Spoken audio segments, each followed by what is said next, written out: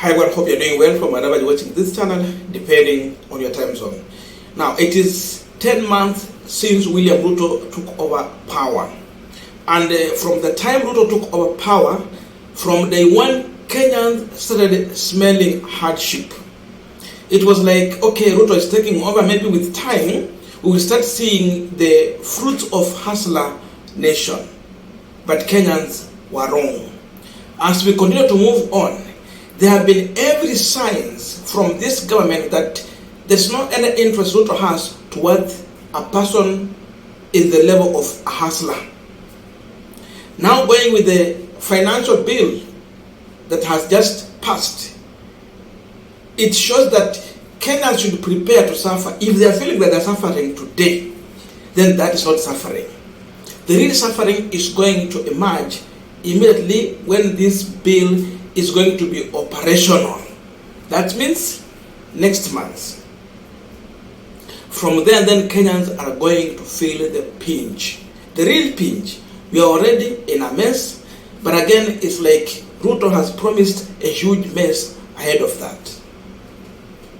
Because of this, Kenyans are now looking for all means to pass their disgruntled message towards William Ruto and to sensitize the society on what they are going to face going forward. Yesterday, a music has emerged. A Kenyan has composed a song singing about hustler, what they anticipated and what Ruto has delivered. That alone has exposed William Samoei Ruto. That alone has exposed how Ruto betrayed the hustler. There's power in music, but first of all, just listen to this shortly.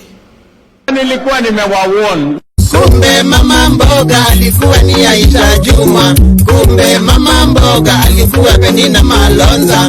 Mtu wa boda boda alikuwa ni Bwana Mutua. Mtu wa boda boda alikuwa ni Bwana Mutua. Mtu wa baisikeli alikuwa Ababu na Mwamba.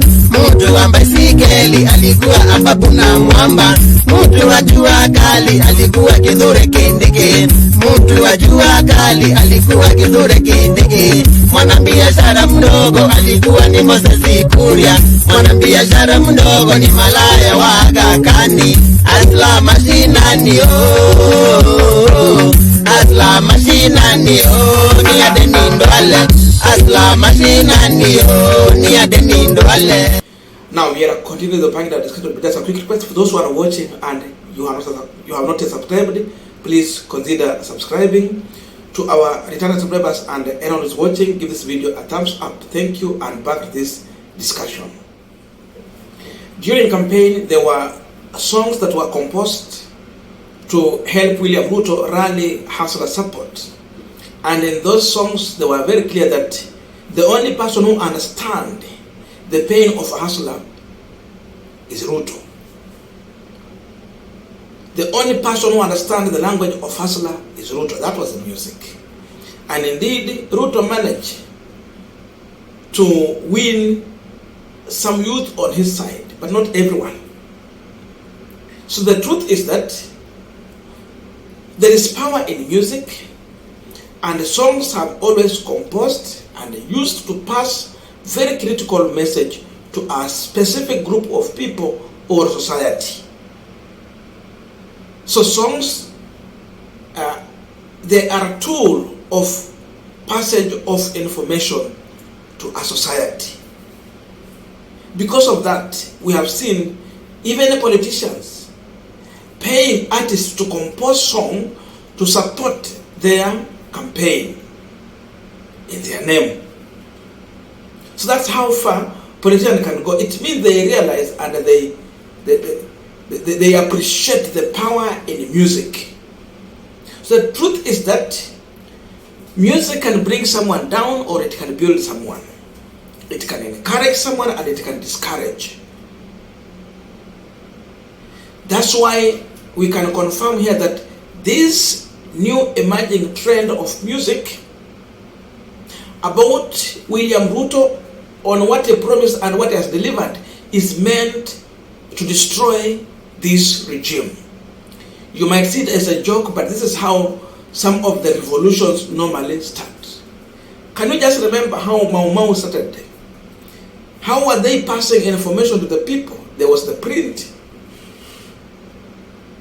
where they used to communicate what they want their own people to know.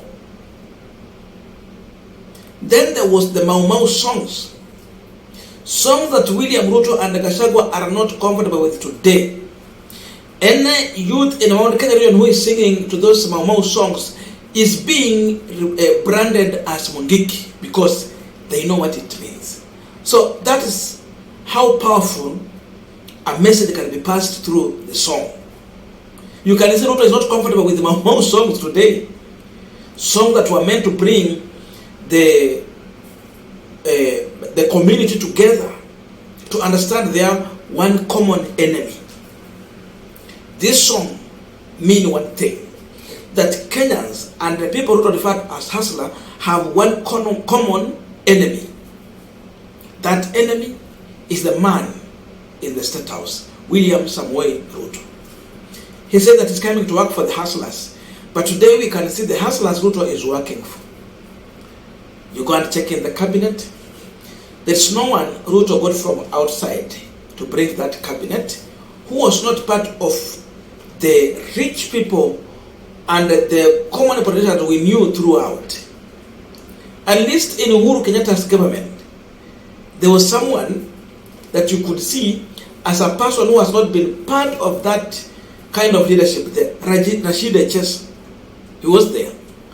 Rashid was open that he did not finish school, but he had the confidence that if you give me power or opportunity to serve, then I can apply my knowledge to serve the people. So for him, one thing we can agree about him is that he was clear. But again, we have hustlers who are well educated. The man who accompanied William Ruto when he was going to give his papers to IBC, the lady, now she was complaining in the media. Then a Tumbi reached to her and they stopped her. At least in that cabinet, 20% was supposed to be at least hustlers. Then from there, Ruto would have built that image of hustler coming forward. Instead, tumeona wale watu wote wametaja kwa ile wimbo. Above and beside all this, the big question is, how are hustlers feeling in being under William Ruto's regime economically? This is the man who promised a lot. He promised to deal with the economy that is touching on hustler.